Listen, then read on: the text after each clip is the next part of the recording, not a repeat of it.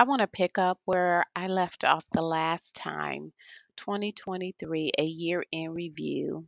This is part two of that series. And I decided that I'm going to continue the theme and talk about preparing yourself for the new and how do we do that? Everybody does that different depending on where they are in their life, but typically how I do um, things as I've gotten older, I've learned a lot more, and so time has helped me to do that, and what I do every day for a living, and I'll talk about that in another podcast. But for this episode, I'll just talk about how I prepare for the new and maybe some tools and tips that may be helpful. And everybody has their way of doing things, and I appreciate it. That's what makes us different. That's what makes us unique and rare. And so I appreciate the difference. Some people like to do things in a cookie cutter sort of way, and I don't. I appreciate the difference in people. So, with that being said, as we prepare for what the new is in our life and in our atmosphere, and in our space, everybody needs to kind of reevaluate that and what that looks like for them. But for me, I typically start things in advance if I know that I'm going to take a move. I was military, but that's another story. I'm not going to talk about that one today, but I was military. And so I always prepared a few months in advance if I knew that I was going to a new duty station.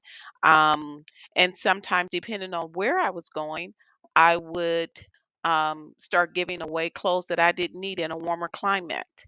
And we can take that into context and put it into the new year. It's certain things going into 2024 that you just don't want to take with you. And if you say, well, Sanetta, what do you mean when you say there are certain things? I don't know what those things are. You just have to look at your life at the age that you are now. Where I'm talking to an audience of different ages, but primarily I normally attract audiences 25 to 55, sometimes a little bit older. Well, a lot of times a little bit older, which is always great for me. But depending on where you are, what do you want to change? What do you know you cannot take into 2024?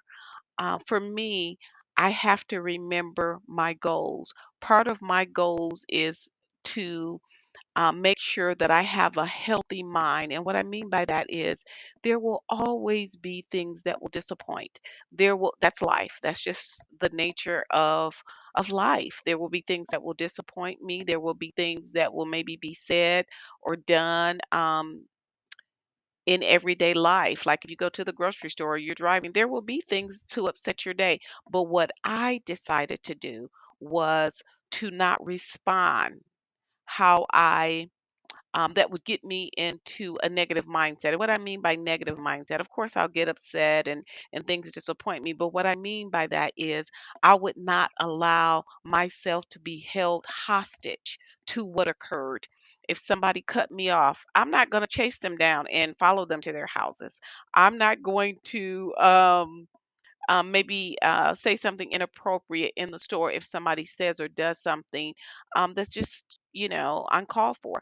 I refuse to be held hostage to their behavior. And that is something I had to learn. I'm a person of faith, but I thank God it didn't take me years to learn that.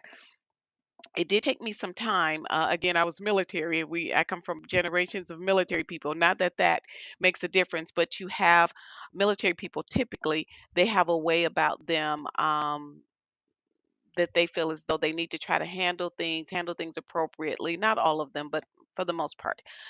So I carry that mindset that there's a certain way to handle yourself.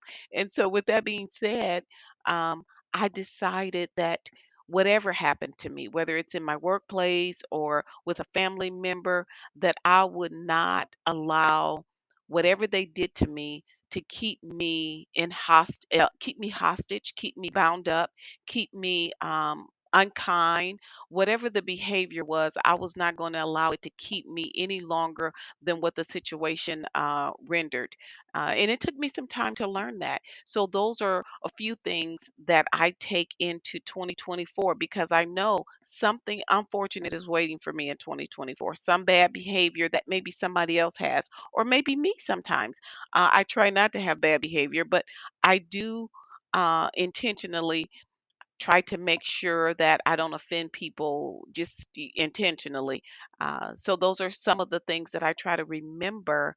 I don't want someone else's behavior to keep me hostage. They will go on with their day and I'm still upset or still offended or still trying to, chase them down from them cutting me off in traffic.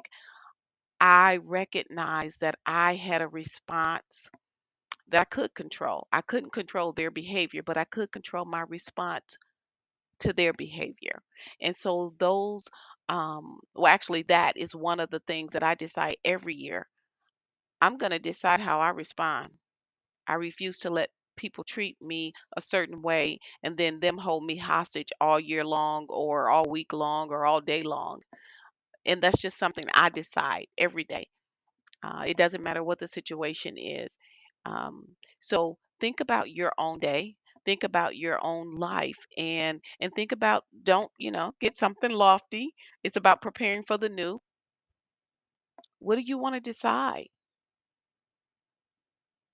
in your life and say, this is something that I know I need to prepare for, and I cannot take this thing over into the new place that I want to go, whether it's a job or relationship, because sometimes it's a family member and people, it's just unfortunate.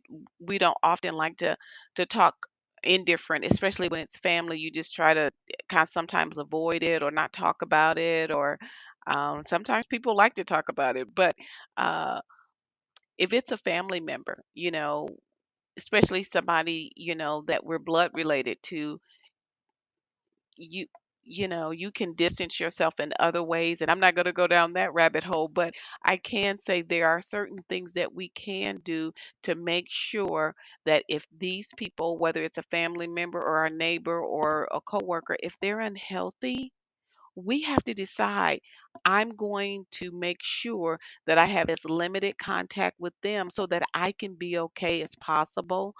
If you're married to them, that's marriage counseling, and I don't do that typically. I'm a therapist, but I don't typically do marriage counseling anymore. Not too often. But anyway, I just want to make sure that you think about, what do you want to take into the new year? What are you preparing for? Have you even thought about it? For some people, the new year is just another day, it's nothing special to them. For me, it is a time of change, a season of transition. But again, I've already started thinking about the season of transition before I go into it. So I've already started to transition, not only physically, but also in my mind. Just a few months ago, I just always have been that way, but some people don't even think about it. It's just another day. But again, what do you want your 2024 to be like?